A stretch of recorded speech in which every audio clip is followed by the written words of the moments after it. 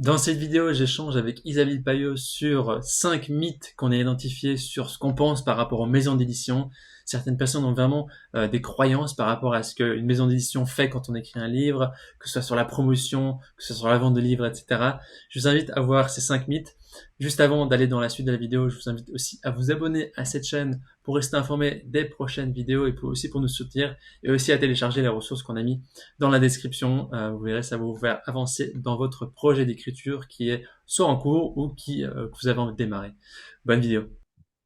J'aimerais parler maintenant des mythes des maisons d'édition. J'ai listé 5 mythes que les gens peuvent avoir sur les maisons d'édition. Et tu vas me dire un petit peu ce que tu penses de chacun de ces mythes, si on peut D'accord. si c'est vrai ou si on peut le casser. En Ouais, ouais. général, j'ai plutôt pris des mythes qu'on peut casser, tu verras. Le premier mythe, c'est mon livre va être un succès car j'ai une maison d'édition.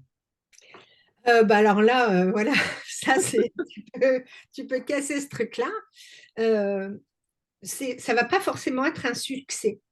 Mhm. C'est, tu vas être bien accompagné. C'est-à-dire, en fait, la relation avec la maison d'édition, ça va être chouette. Ils vont t'accompagner pour la mise en page, pour la correction, peut-être pour certains pour la réécriture, etc. Et ils vont faire le boulot jusqu'à ce que le livre sorte. Mhm. Mais derrière, euh, c'est pas forcément, euh, c'est pas forcément eux qui vont mettre le paquet sur ton livre et qui, pendant des mois, vont dire ah, c'est super, allez-y. Donc, ils ont toute une flotte de commerciaux qui vont proposer le livre aux libraires, mais les libraires, ils vont peut-être dire oh non, merci, non, ça, on a déjà eu ce Je type l'ai de dit livre. fois. Ouais, ça, j'en veux pas. Donc, et les commerciaux, ils font de leur mieux, mais parfois, ben, ils peuvent pas aller contre l'envie du libraire. Si le libraire veut pas trop de ton livre et qu'il veut pas le mettre sur la table bien en vue ou en tête de gondole, tu peux rien faire, hein. Mhm. Et les maisons d'édition ne peuvent rien faire pour inciter les distributeurs à aller plus loin avec ton livre. Donc, le livre, il va pas devenir un succès parce que tu as une maison d'édition. Il va devenir un succès parce que son contenu va rencontrer un public et c'est souvent en fait le bouche à oreille qui va Mhm. permettre ça, Ouais. Ouais. plus toute la partie visibilité, marketing, événements autour du livre, peut-être même jeu concours si tu as envie d'en faire avec le livre, mais en tout cas d'en parler le plus possible, de le mettre en visibilité le plus possible. Donc, ce n'est pas la maison d'édition qui s'occupe maintenant de cette partie-là, d'en faire un succès. Avant, il y avait beaucoup d'attachés de presse qui étaient attachés à un livre ou à plusieurs livres et qui vraiment poussaient ton livre. Maintenant, ça s'est réduit. Ouais. Donc, Mhm. il faut vraiment compter sur sa communauté ou sur son, voilà, sur son microcosme pour porter le livre et ensuite faire en sorte que ça se déploie. Bah, ça rejoint le deuxième mythe, tu as répondu une partie, c'est la maison d'édition va faire toute la promotion et la communication pour moi. Donc, enfin, c'est exactement ce que tu as dit. Ça dépend aussi dans certaines maisons d'édition où il y a peut-être des maisons d'édition qui vont mettre un peu plus le paquet, qui auront plus de contacts, qui vont peut-être me mettre plus en avant. Mais dans tous les cas, aujourd'hui, il faut avoir une stratégie de lancement de livres complémentaire où il faut s'y mettre aussi soi-même. Si on n'a pas de communauté, ben, il faut la créer, ou il faut faire de la pub, ou il faut diffuser, il faut en parler un maximum. Et donc, il ne faut pas compter seulement sur la maison d'édition pour faire des ventes, pour le rendre visible. Il faut aussi se débrouiller ou bien se faire accompagner pour voir comment faire. La maison d'édition, elle va mettre vraiment en visibilité si tu as déjà été un très gros vendeur, mais Oui. très gros vendeur avant. Donc là, ils disent, bon, bah, ça fait partie de nos auteurs à succès. On met le paquet dessus. Tu as des affiches énormes dans le métro un peu partout. Mais du coup, s'ils mettent l'argent sur des gros vendeurs comme ça, ils vont plus avoir énormément de budget pour accompagner d'autres types de Mhm. publicité. Donc, bah, quand on démarre ou quand on vend bien, mais qu'on n'est pas non plus dans les best-sellers à chaque fois, euh, ils vont pas mettre le paquet. Ils ne Oui, peuvent pas, ils n'ont pas la c'est une logique possibilité de faire. d'investissement sur le livre qu'ils prennent. Ouais, Et puis, ils ouais, n'ont peut-être pas envie de mettre au début beaucoup. Ils vont mettre le minimum nécessaire. Et puis c'est après, ça, à l'entrepreneur ou la personne qui écrit le livre de faire le job derrière, à prouver aussi, exactement. peut-être pour un deuxième livre où ils mettront un peu plus de choses. Et ce qu'on a vu avec certains entrepreneurs qu'on connaît dans notre réseau, c'est qu'ils sont tombés sur des maisons d'édition où ils étaient Ils étaient avec un commercial ou une commerciale et ils ont été un peu plus pushy avec cette personne-là pour essayer de décrocher peut-être plus d'interviews, plus de choses. Et Ouais. ça a porté ses fruits, ses stratégies d'être vraiment toujours en contact avec la maison d'édition, de ne pas lâcher le morceau et d'être là-dedans. Après, il faut que la maison d'édition soit réceptive à ce genre de Mais stratégie. la dynamique et l'énergie, elle vient souvent de l'auteur, tu Bien vois, sûr. de dire, regarde, j'ai une communauté, voilà. Et maintenant, les maisons d'édition sont très sensibles à ça. Si tu as déjà une grosse communauté, si tu peux engager ta communauté ou que tu as vraiment, que tu écris un livre pour un public particulier et que ce public-là, tu sais comment le toucher, alors Mhm. ils vont t'accompagner. Mais l'énergie, elle vient de l'auteur. Mhm, mhm. Ouais, tout à fait. Le troisième mythe, je devais toucher des droits d'auteur intéressants. On l'a dit, on le dit souvent dans nos vidéos. Est-ce qu'on touche des droits d'auteur intéressants?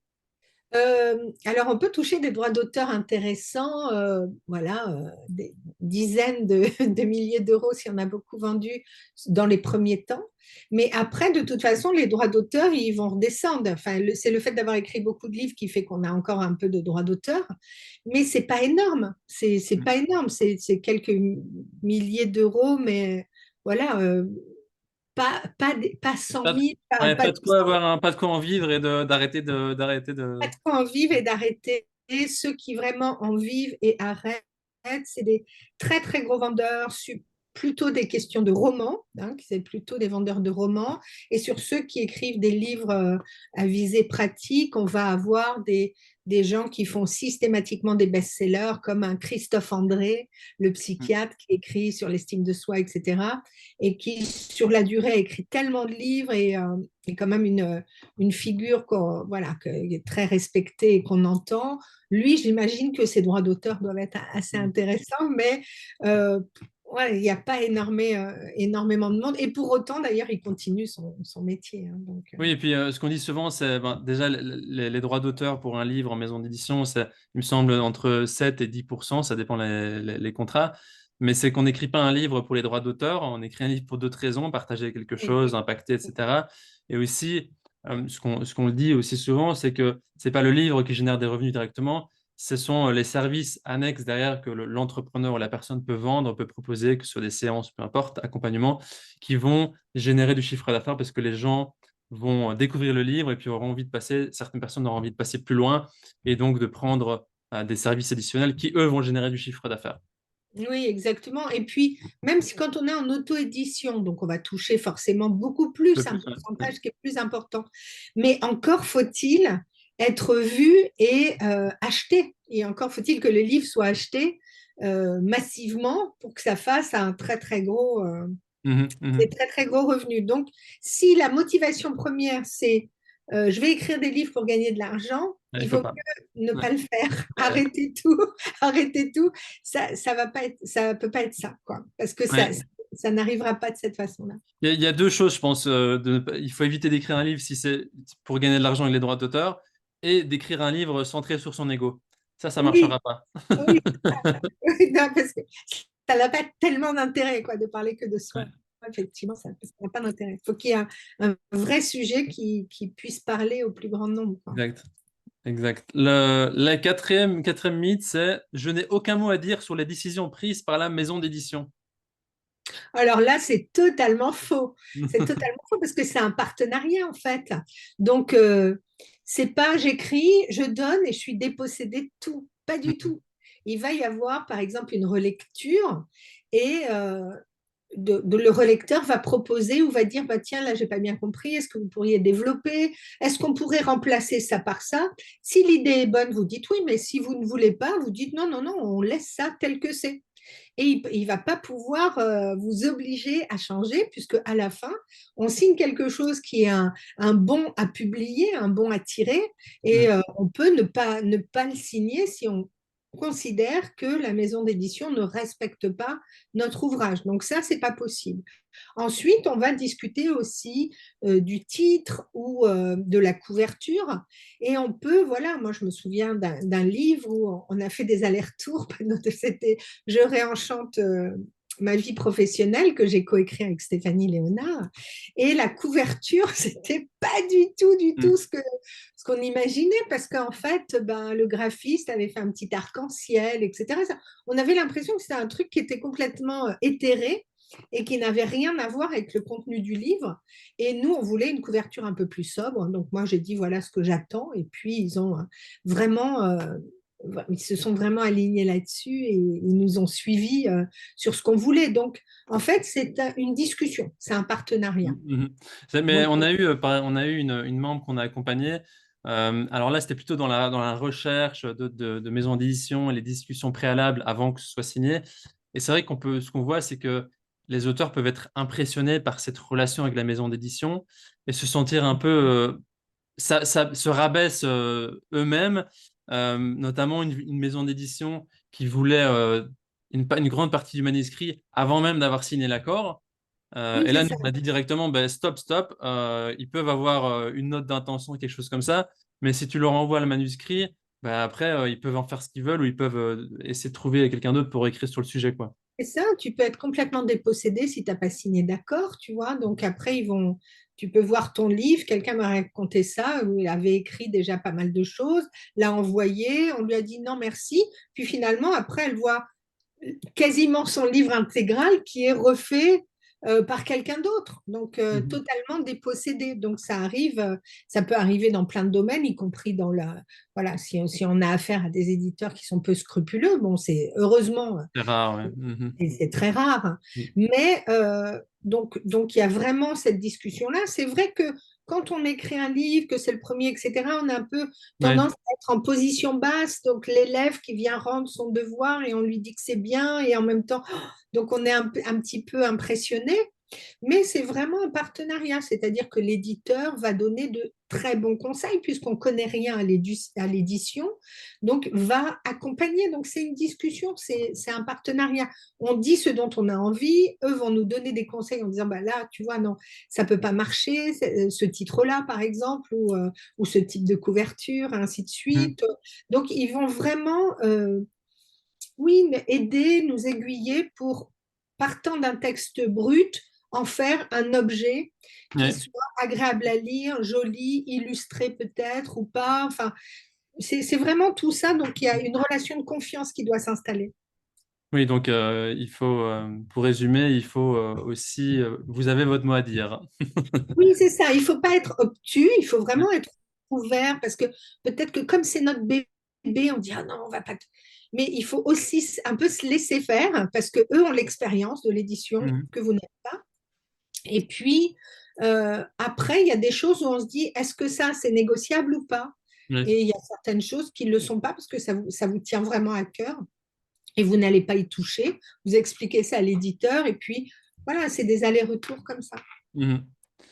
Il me semble que c'est le cinquième mythe, cinquième et dernier, c'est je vais être invité sur des plateaux de télévision ou à la radio. Peut-être, peut-être, mais pas toujours via l'éditeur. Parfois, oui. Parfois, voilà, la partie relation presse des éditeurs vous appelle en disant bah, on m'a demandé si tu étais libre pour aller dans cette émission-là de radio ou de télé ou pour répondre à des questions ou sur tel sujet. Donc, parfois, ils proposent, mais c'est pas systématique en fait. Tout dépend. On sait bien que les médias ont tendance à surfer sur des sujets. Si on le voit sur une chaîne de télé, on va le voir un peu partout, etc. Il y a des types d'articles qui reviennent tout le temps, hein, qu'on appelle des marronniers. Donc, donc peut-être qu'on fera appel à vous, donc via la maison d'édition, mais pas forcément. Hein. Donc C'est faut pour pas ça que s'attendre absolument à ouais, ça. certains entrepreneurs aussi que l'on côtoie, ils ont la maison d'édition qui fait le job et qui va essayer de trouver des interviews et faire diffuser le livre un maximum. Mais ils engagent en plus une personne responsable de relations presse pour aller aussi chasser les interviews, chasser la visibilité pour que le livre soit encore plus visible. Donc il y a aussi certaines personnes qui décident d'investir plus avec un RP. Oui, oui, c'est possible effectivement d'embaucher un RP sur un mois, 2 mois et de dire bah, de préparer en amont. Eux, ils ont leur carnet d'adresses, etc. Ils vont diffuser au maximum. c'est investissement, sachant que ben, il n'y a pas forcément un retour hein, là-dessus, mais voilà, on peut se dire, allez, je mets le paquet, j'ai vraiment envie que mon livre soit vu, entendu et de pouvoir être invité. Et ensuite, ça fait boule de neige parce que quand vous avez été entendu dans les médias sur tel sujet, en général, il y en a un autre qui vous appelle pour dire, ah, mais j'aimerais bien que vous veniez de parler de ça, Ouais. ou la radio concurrente, ou la chaîne concurrente. Et donc, on se dit, ils sont pas très originaux, parce que, mais ils ont envie voilà, de dire, ben, cette personne-là, surtout si vous savez parler de façon très claire et très structurée de votre sujet, vous êtes un bon client et ils vont faire Mhm. appel. J'espère que cet échange avec Isabelle vous a plu. Dans tous les cas, nous, on a pris beaucoup de plaisir avec Isabelle de tourner ces vidéos pour vous partager des choses intéressantes. Si vous avez des questions ou des commentaires, je vous invite à les laisser juste en dessous de la vidéo. On se fera un plaisir d'y répondre lors d'une prochaine vidéo, d'un prochain tournage.